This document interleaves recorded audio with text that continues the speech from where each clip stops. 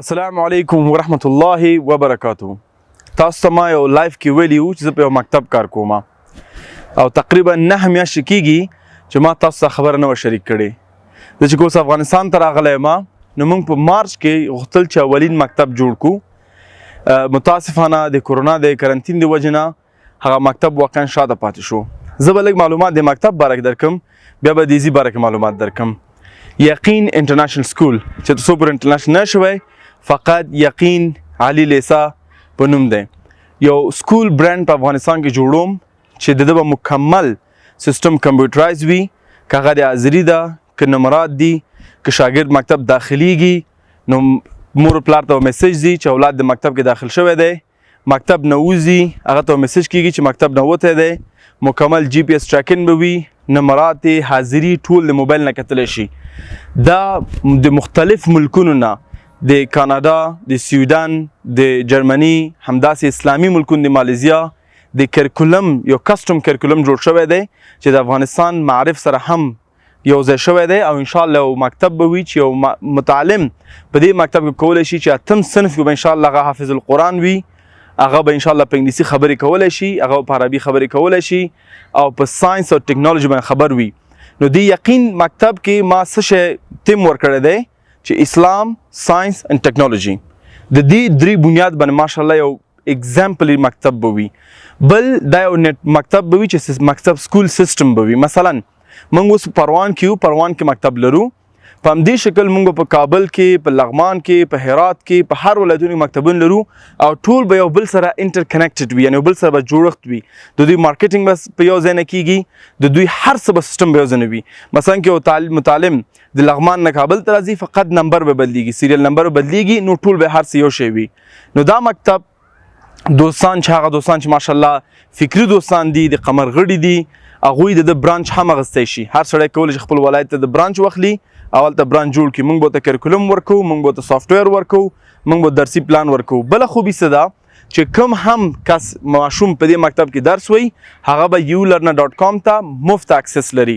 عام طور باندې هغه $8 د میاشتې که ته کال فیس ورکې نو دې مکتب شاګردان به هغه ته مکمل مفت اکسس لري.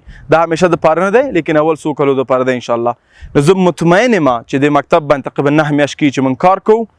مطمئن یم چې دا به یو مثال د تعلیم چې څنګه یو اسلامي بنیاد باندې موږ تعلیم خلکو ته ورکولی شو، هغه به یو مثال وي. دویم مهم مسله چیرته ده چې په افغانستان کې او په نوره نړۍ کې دغه فرق د غریب او د مالدار ترمنځ زیات دومره روان دی. مالدار نورم مالداره کېږي، غریب نورم غریبېږي. د مالداره زوی چې د مالدارو مکتب ته ځي، غریب زوی غریب مکتب ته ځي، د یو بل سره هېڅکله ملاقات نه کوي چې سره خبرې وکړي، یو بل مشکلات ووري چې په آینده کې یو بل مشکل حل کړي. لیکن هغه صرف مالدارو خلکو سره ناست دی، هر څه ناست دی. کوم پاچا ووایي خلکو مظاهره کړی نو بچیانو ته لاندې کتل، ولې دوی مظاهره کوي؟ ډوډۍ نه لري، وایي بسکټ دي وخوري که نه. نو دومره یو بل نه خبر نه دي. نو په دې مکتب کې به انشاءالله غریب او مالدار زوی، د وزیر زوی او د یو جوالي زوی به دلته ناست وي او زه به درس وي. بل خبره د یتیمانو راغله، هغه ماشومان چې پیسې نه لري هغوی به څه شی کوي؟ هغوی به دې مکتب کې نه فقط فیس به مفته وي بلکې کالي هر څه به مفته وي. نو الحمدلله دې مکتب لاندې موږ په شاه شهید کې یو برانچ جوړو، ځای مو ته نیولی دی لیکن شروع کړی هم نه دی. پروان کې زه غواړم تاسو وښیم دې مکتب کې نه فقط چې دلته مکتب دی بلکې پروان برانچ کې موږ میوې لرو، موږ انګور لرو، شفتالوګان لرو، هر څه لرو، حتی رومیانو پورې دلته لرو. نو انشاءالله دا واقعا دا ټول ځای تاسو به انشاءالله ښکاره کېږي.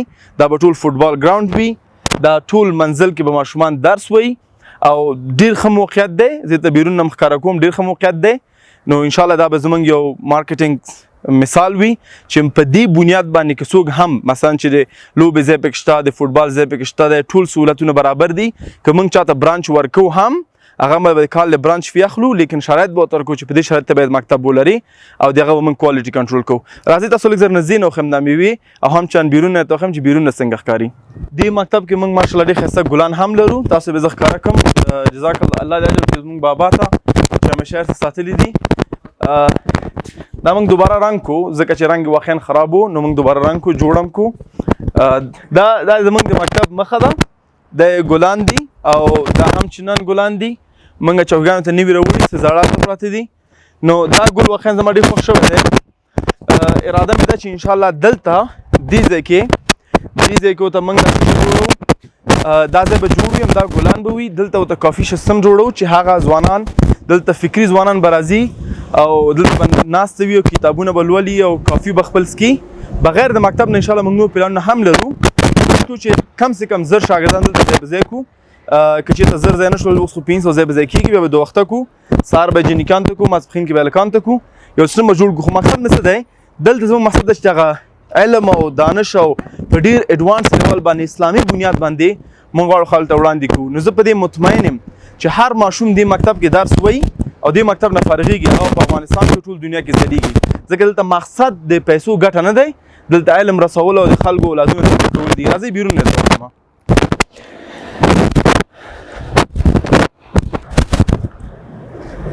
دا چاریکار په ایریا کې دی او دلته دا موږ انشاءالله جوړو، دا نور هم جوړو. دا سړک هم 2 طرفه کېږي، دا تیلو پمپ دی سره، دا ټول به ډېر ښایسته دلته به ډېر ښایسته پیغامونه وي او برانډینګ به وي. نو چون د باندې موږ ډېر جدي کار کوو، خو تاسو په نه چې کرونا کرنټین راغی نو کافي تاواني کړی یم. خو انشاءالله چې دا میوې ګوري او دا خیر کار ګوري پروا نه کوي، انشاءالله پوهېږم دنه به غټ خیر خلکو ته راځي.